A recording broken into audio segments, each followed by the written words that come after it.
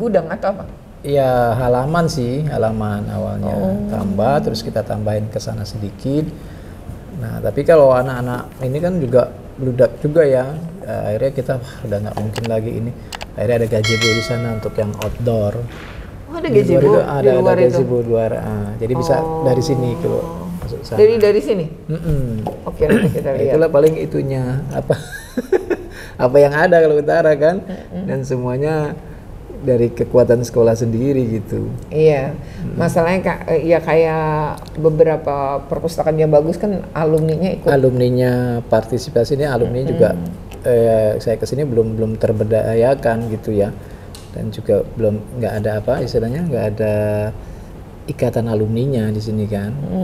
Nah itu ya, jadi nggak bisa kita bikin partisipasinya. Paling nggak kan ngisi buku gitu. Betul. Ya, belikan rak gitu walaupun nggak renov. Partisipasi orang tua kan juga tidak terlalu tinggi ya di sini ya kan. Dan nanti juga jadi salah kalau betul. Sehingga ya sepertinya ini ya. Dari sekolah saja sambil kita bergerak ya, dengan adanya misalnya perubahan-perubahan itu kan melihat nanti udah mulai ada yang udah tertarik gitu kan. Nah iya, karena kan tempatnya nyaman. Ini namanya emang ini? Iya, kita beri nama, kasih nama lah supaya agak apa, kan di sini kan juga siapa sih Muhammad Yamin, anak-anaknya juga bertanya kan. Nah nanti kan ada bukunya dan sebagainya bisa membaca kan. Kan dia tahu Muhammad Yamin siapa. Kata anak-anak tetangganya Muhammad Yamin. Kata ada anak murid yang namanya Muhammad Yamin. Si Pak Yamin ya Pak ya. Baik, ini ada Bu Nurul adalah yang pengelola ya istilahnya. Pengelola perpustakaan Muhammad Yamin, SMA Negeri 18 Jakarta. Nah Bu, tak kenal maka tak sayang, nama lengkap, terus guru apa sih, ngajar apa, dan sudah berapa lama nih menjadi pengelola perpustakaan? Oh ya, kenalkan Ibu, nama saya Nurul Widaningrum. Saya mengajar bahasa Jerman. Bahasa Jerman? Iya. Udah lama tugas di sini? Ini tahun ke-10 saya. Oh, tahun ke-10. Oke. Nah, kalau jadi kepala perpustakaan? Baru berapa? Per tahun kemarin ya. Oh, 2022. Ya, Oke. Tapi belum genap 1 tahun ini, Bu. Belum genap 1 tahun. Tahun ajaran baru kemarin. Oh, dan belum sempat ada ini juga waktu itu, pustakawannya belum ada waktu itu. Belum ada. Ini kita baru berpartner baru sebentar. Beberapa bulan ini ya. Nah, setelah direvitalisasi begini terasa bedanya nggak? Terasa Bu, bedanya terasa sekali. Gimana? Dulu kan kalau dulu saya sebagai ini ya, guru dulu tuh perpus ya, memang benar-benar perpus ya, cuman menjadi gudang buku. Oke. Apa? Tak ada yang mau berkunjung. Tak ada yang mau berkunjung, tuh bukan buku di mana-mana gitu. Apa namanya? Ya pokoknya entahlah. Jadi cuman untuk buku paket aja gitu. Kayaknya anak-anak tuh kesini cuma untuk ngambil buku paket gitu ya, karena memang mampir itu doang gitu istilahnya ya. Terus Pak Adri menugaskan saya untuk di sini, ya saya mulai berubah lah.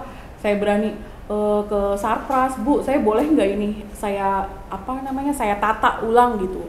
Walaupun saya sebenarnya minim pengetahuan, karena saya kan bukan dari basicnya bukan perpustakaan. Yang saya minim tuh buku-buku ini kan harusnya ditata sesuai kelompok-kelompok ininya. Tapi pertama saya lakukan udah deh, yang penting rapih dulu, jangan buku menggunung tinggi gitu. Nggak jelas posisinya. Nggak jelas. Sekat-sekat banyak gitu, jadi orang tuh melihat tuh kayaknya sumpek gitu. Terus kalau nyari susah ya? Iya, kalau nyari susah. Terus nggak ada anak-anak yang tertarik datang ke sini. Jadi pertama yang saya lakukan yaitu minggir-minggirin tadi rak itu yang di belakang itu nggak begitu, begini-begini gitu. Tersusun berjejer. Jadi ada bagian yang kita nggak pernah kesana, akhirnya di situ debuan, buku banyak, terus buku juga nggak ada anak yang mau kesana, orang letaknya di pojok gelap gitu.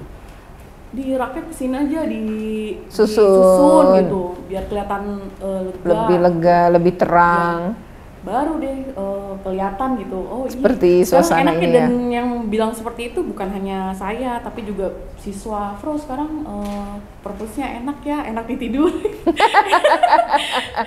nyaman gitu. Terus guru-guru juga, iya sekarang enak apa namanya bisa belajar nih di situ gitu.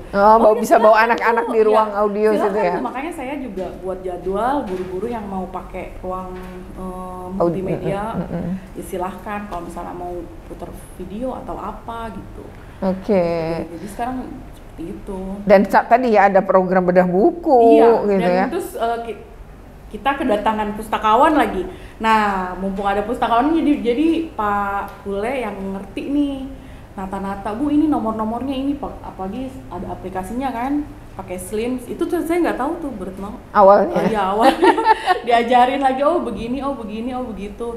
Ya, jadi sekarang mulai perlahan-lahan tapi pasti ini untuk ini nomornya di sini, sastra di sini, ini di sini gitu. Oke, jadi kalau tahu ilmunya ya. Saya yang nata-nata ini kayaknya bagusnya di sini deh, ini di sini deh gitu. Ibu soal artistiknya gitu ya, tapi kalau dia kan bagaimana memanajemen bukunya gitu ya. Ini nah, nggak boleh lebih dari 2 minggu ada apa peminjaman tuh segini, tadinya nggak ada kayaknya. Saya ketentuan itu nggak ada, jadi nggak jelas. Saya mau tuh pengennya sekarang tuh berjalan gitu programnya, kita punya program, terus ditambah lagi ada maunya saya perpustakaan ya bukan cuma sekedar baca buku, tapi ada kegiatan perpustakaan ini hidup gitu. Makanya ada panggung. Kemarin dipakai untuk belajar anak-anak yang mau show up gitu, berani stand up comedy kemarin juga, bedah buku gitu. Keren ya. Iya. Jadi anak-anak juga mau berkunjung ke perpus, dan perpus itu ternyata bukan cuma tempat sekedar baca buku ya, tapi bahwa ada tempat berekspresi. Dan kalau udah mau datang minimal nanti mau lihat-lihat bukunya. Emang harus perlahan ya. Dan ini kan soal literasi ya. Ini adalah kurikulum merdeka. Yang kedua, budaya literasi yang harus dibangun. Iya, harus dibangun. Memang nggak bisa langsung. Nggak akan, betul. Harus jadi, pelan. Ini loh ada buku ini gitu. Saya juga coba buat sosial media karena kan anak-anak kan lebih dekat ke sosial media, ke Instagram, betul, gitu. TikTok. Jadi kita juga punya itu. Jadi kalau ada apa langsung ke situ juga ya. Kegiatan perpus apa. Dan kita punya tim perpustakaan, Bu. Jadi saya tuh nggak mau ya dibilang kalau misalnya kerja sendiri ya saya terrepot lagi. Jadi saya kemarin meng-hire anak-anak yang memang tertarik di perpustakaan. Tertarik di perpustakaan, saya buka open recruitment, saya pajang di Instagram.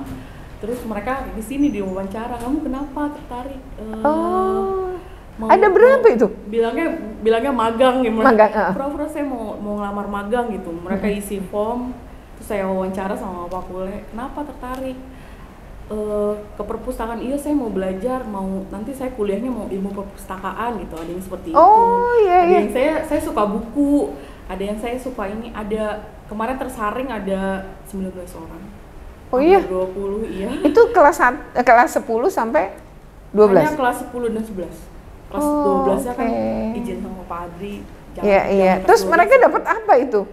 Mereka dapat pengalaman dikasih sertifikat nanti ya.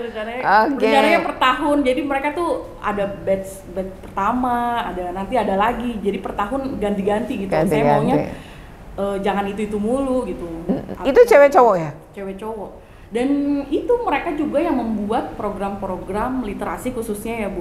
Di sini saya bebaskan mereka, saya kasih kertas, ayo cepetan buat program yang kira-kira teman-teman kamu tuh nanti mau ke sini, buat acara-acara. Jadi yang program literasi seperti bedah buku kemarin itu hasil pikirannya mereka. Nanti mereka ada itu nonton film gitu.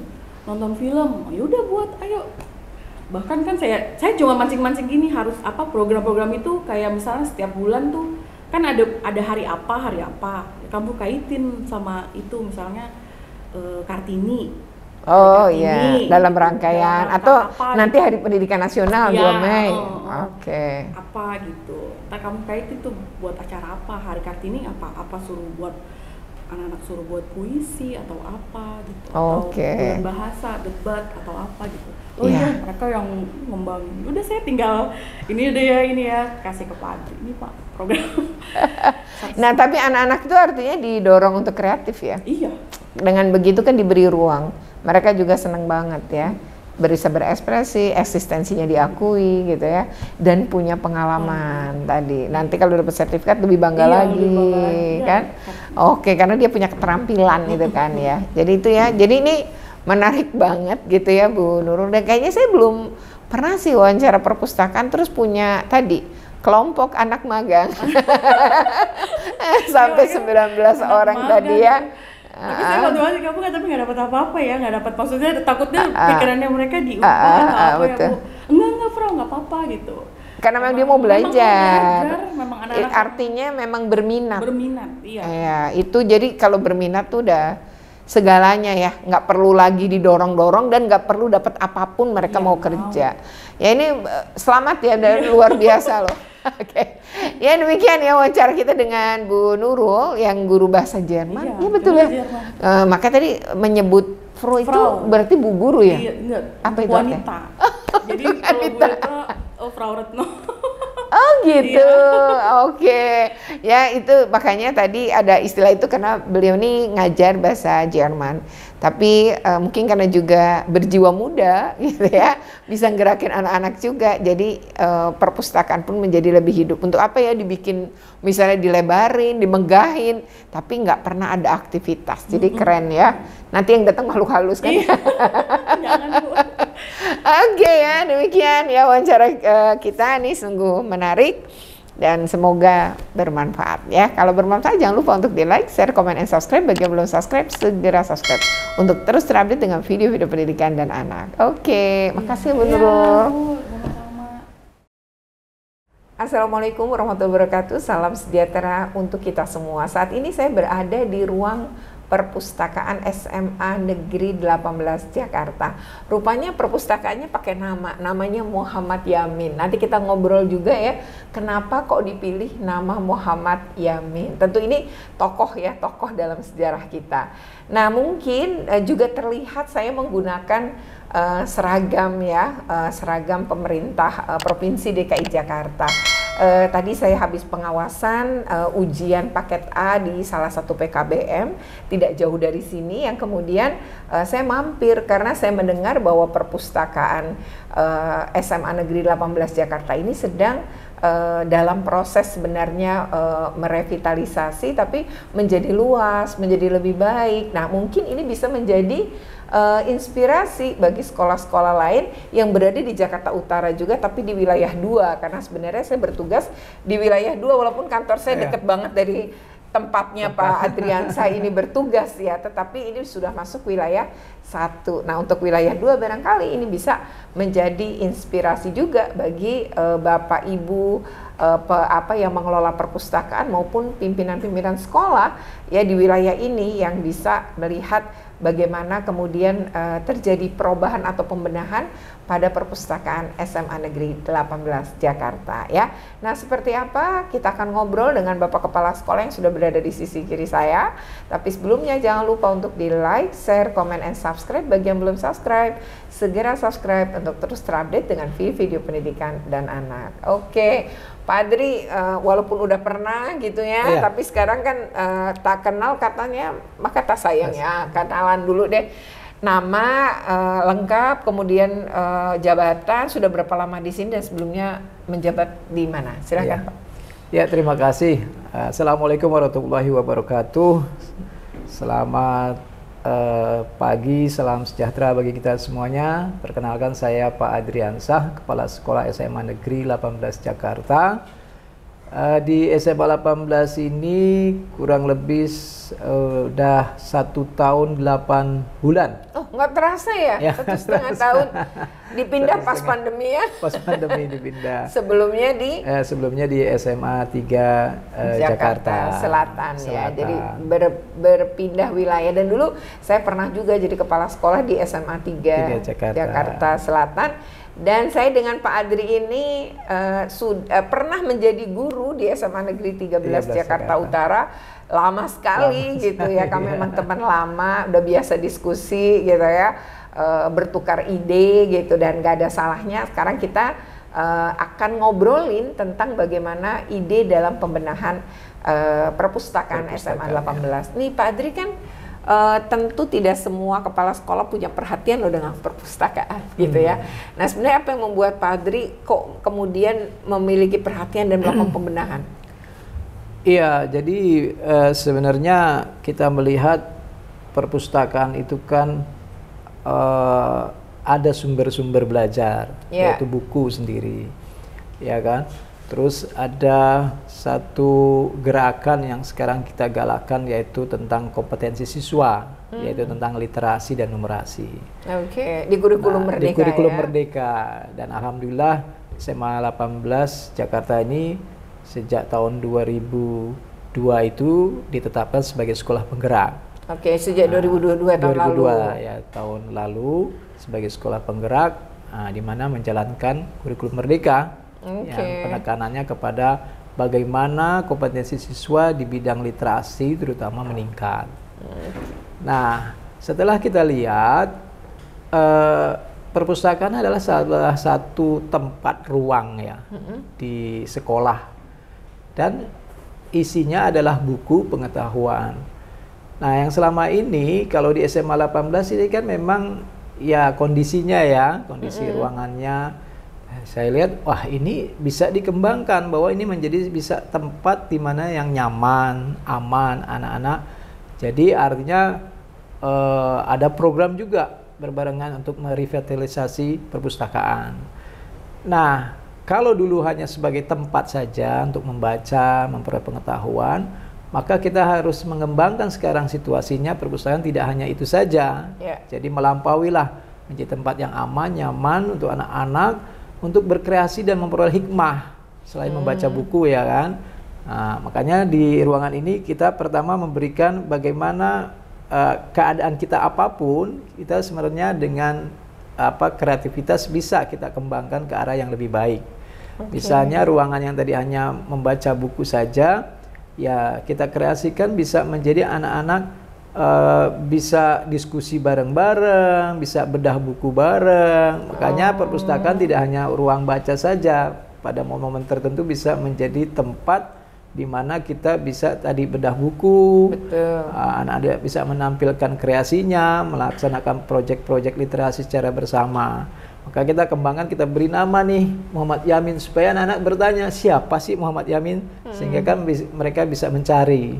Nah, itu juga bagian dari mendorong anak-anak untuk mencari tahu dan membaca. Siapa yang punya ide namanya Muhammad Yamin?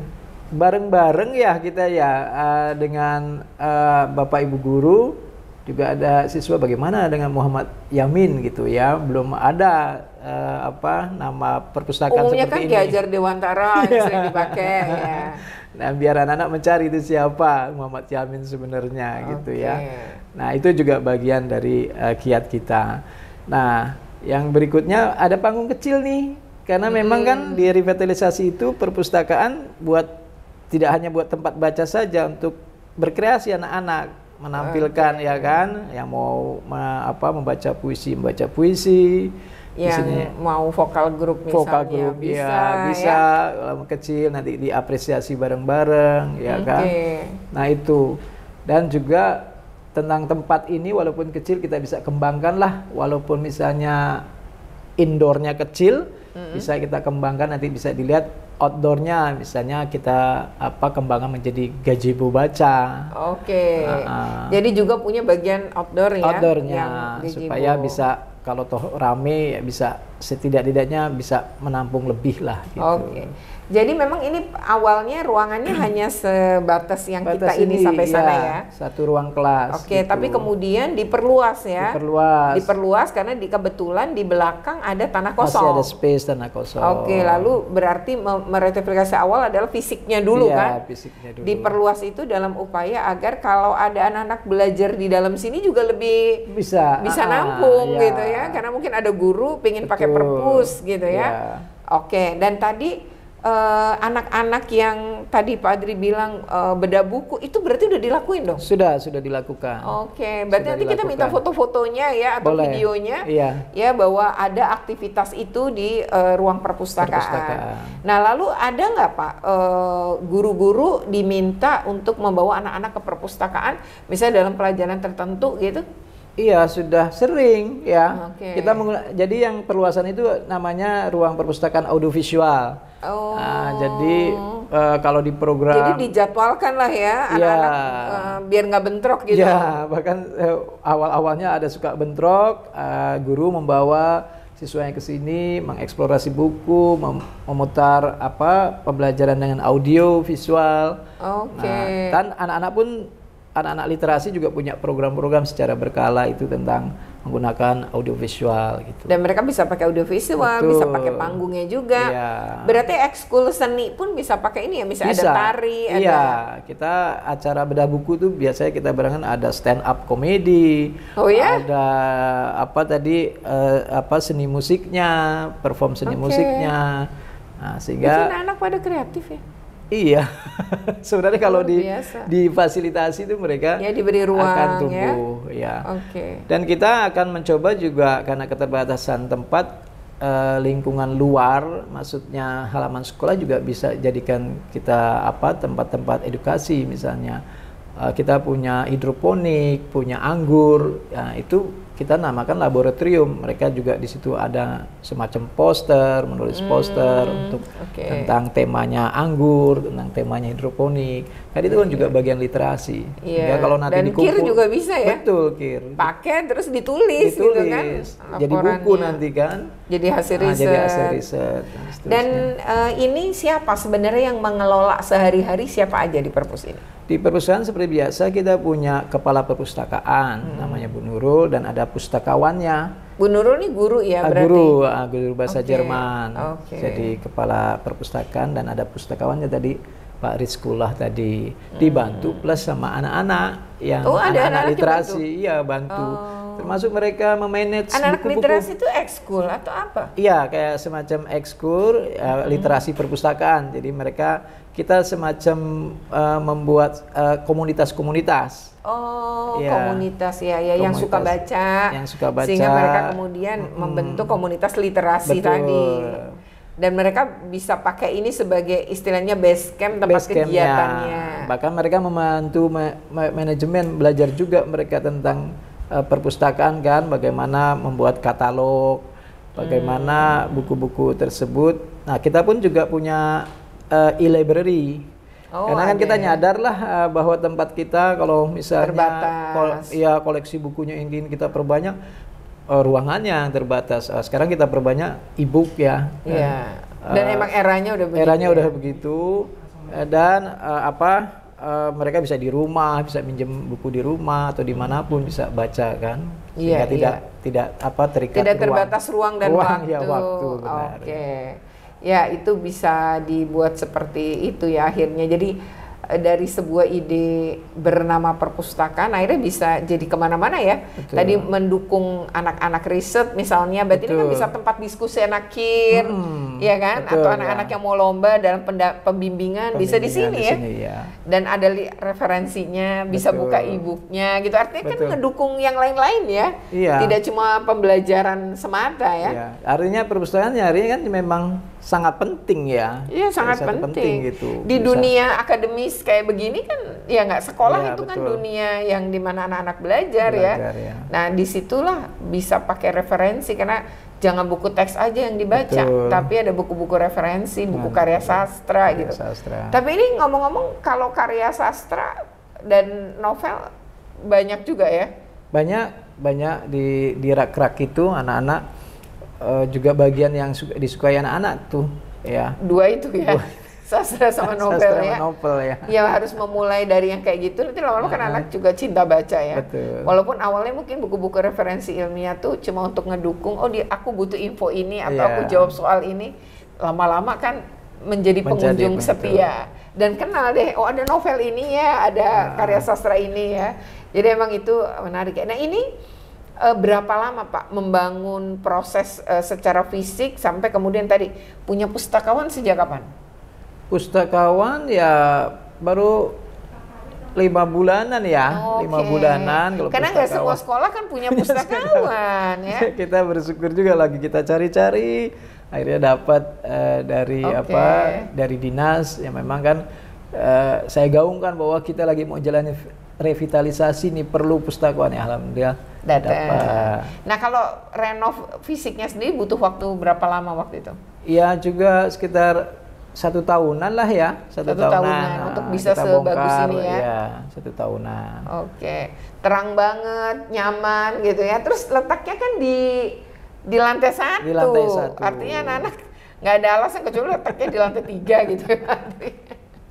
Oh jadi ini memang perpustakaan ini akhirnya ya bisa untuk belajar karena ada audio visualnya, bisa dipakai anak-anak ekskul, tapi baik ekskul seni, tapi bisa juga ekskul ilmiah seperti KIR ya, dan banyak lagi lah sebenarnya. Jadi mungkin kalau bentuk-bentuk kayak mau kajian Islam bersama pun bisa ya. Iya. Kalau mau kan jadwal, ya, misalnya anak-anak putri kalau mau silahkan juga, dan pasti ada buku-buku penunjangnya juga gitu ya. Tapi ini memang satu ide yang bagus ya. Karena kita nyuruh anak kita baca, nyuruh peserta didik kita literasi, mencintai baca. Tapi kita nggak pernah nyiapin ruangan yang enak atau nyaman, nggak pernah nyediain bukunya. Ya gimana kita mau ngedorong gitu ya kan? Nah dengan ini mudah-mudahan secara perlahan, tadi Pak Adi juga bilang udah mulai anak-anak suka beraktivitas di sini ya, terus mulai pinjem-pinjem buku walaupun novel, sastra itu juga bacaan luar biasa, itu menghaluskan perasaan ya, dan itu anak-anak suka, itu bagus banget, dan ternyata banyak anak-anak juga yang meminjam novel atau karya sastra tadi ya. Oke, nah kalau tanggapan warga sekolah sendiri setelah revitalisasi ini apa Pak? Alhamdulillah mulai memberikan support ya, dukungan, terus kita penyemangat, kita ikut kemarin lomba walaupun belum berhasil ya, ini ya. Tapi punya pengalaman ya. Betul, bisa ke depan diperbaiki. Terus anak-anak kan juga eranya sekarang mereka berkreasi di sini, mereka bikin tuh karya-karya anak tuh, bikin vlog ya. Kadang-kadang saya ambil ya, saya masukkan ke YouTube dan sebagainya. Itu juga bagian dari mendorong mereka ya, mendorong mereka. Nah juga mungkin konteksnya ke depan bisa jadi perpustakaan walaupun kita penuhi buku-buku nggak bisa seramai dulu, karena sekarang kita udah lengkapi dengan e-library kan, bisa jadi suasananya biasa-biasa aja, mereka bisa baca dari mana saja, dari rumahnya mungkin dibuka. Maka dari mereka di mana-mana saja, ini menjadi juga titik kumpul untuk mereka setelah membaca dan sebagainya, untuk berkreasi bersama-sama, untuk mengapresiasi bersama-sama. Makanya saya mempertaruhkan, walaupun tempatnya tidak ada, panggung kecil ada beberapa, misalnya 1 tahun misalnya 3 sampai 4 kali, bahkan kalau nanti udah sering sebulan sekali, itu perlu, karena nanti di eranya bisa jadi perpustakaan walaupun buku-bukunya lengkap tetap sepi, karena bisa mereka baca dari mana saja. Nah, aktivitas-aktivitas kita membuat aktivitas ramai. mereka nanti jadi ramai. Jadi rutinitasnya kehadiran di situ ya, tidak cuma guru ngajak para peserta didik, tapi bahwa ada budaya tadi yang memanfaatkan perpus untuk hal-hal positif tadi ya. Dan ini jadi bukan cuma revitalisasi gedung ya, maksudnya struktur bangunan, tapi juga tadi melibatkan banyak aktivitas anak-anak ke sini. Tapi tadi ternyata punya program-program seperti bedah buku tadi ya. Bedah buku. Jadi ada programnya juga gitu. Perpustakaan punya program gitu. Ya itu. Kita sudah antisipasi nanti eranya akan berbeda. Misalnya kok nggak ada kunjungan banyak siswa gitu ya? Karena mereka berkunjungnya dalam dunia maya. Ya kan? Dan harus dibikin program, kalau ketika dunia maya dia ikut nulis kunjungan ke perpusnya ya Pak. Jadi dengan begitu kan terekam juga ya. Nah ngumpulnya itulah titik-titik kumpulnya pada saat-saat tertentu, berapresiasi satu sama lain ya, melalui tadi dan kegiatan tetap bersama. Diperlukan kok luring itu ya, betul, dengan ekspresi itu tetap diperlukan. Karena saya ini mungkin saya suka sekali baca, banyak buku, target-target buku yang saya baca tuh selalu ada. Tapi saya itu ternyata Pak, ketika baca e-book beda banget sama baca buku. Betul. Ternyata saya tuh nggak bisa berpindah dari buku. Tapi mungkin kan udah kelamaan kali ya. Maksudnya kita kan lahir tidak di era digital ya Pak.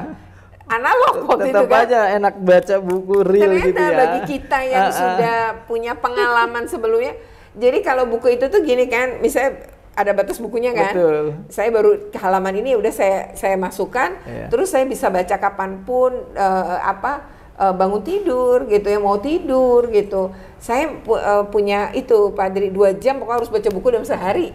Jadi kalau misalnya bangun tidur mau tidur itu, aduh tadi udah saya hitung menitnya. Oh tadi kurang 30 menit. Ya saya akan dengan tertib menyelesaikan 30 menit itu. Jadi bukan target selesai saya baca semua.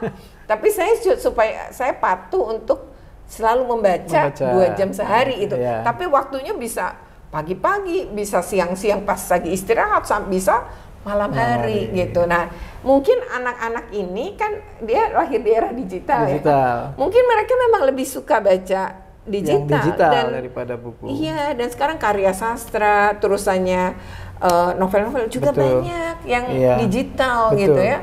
Nah, itu ya. Jadi sekarang tuh royaltinya penulis di digital. Oke, ini menarik banget. Menurut saya kita patut apresiasi ide-ide seperti ini. Ini ide-ide segar, mendukung juga program pemerintah terkait dengan kurikulum Merdeka Belajar dan Sekolah Penggerak. Ya, sukses terus nih Pak untuk Pak Adri dan Bu Rena. SMA Negeri 18. Terus semangat dan menginspirasi ya. Demikian ya percakapan kita terkait dengan revitalisasi perpustakaan di SMA Negeri 18 Jakarta. Pembenahan yang sangat luar biasa, semoga menjadi inspirasi bagi sekolah lain. Oke, demikian. Terima kasih. Wassalamualaikum warahmatullahi wabarakatuh. Makasih ya Pak Adri. Sama-sama Ibu. Jangan lupa. Oke. Suka. Oke ya, lanjut. Nah, sebelumnya sorry. Oke, ulang ya. Oke, tapi jangan lupa ya untuk di like, share, comment, dan subscribe. Bagi yang belum subscribe, segera subscribe untuk terus update dengan video pendidikan dan anak. Oke, sampai ketemu lagi.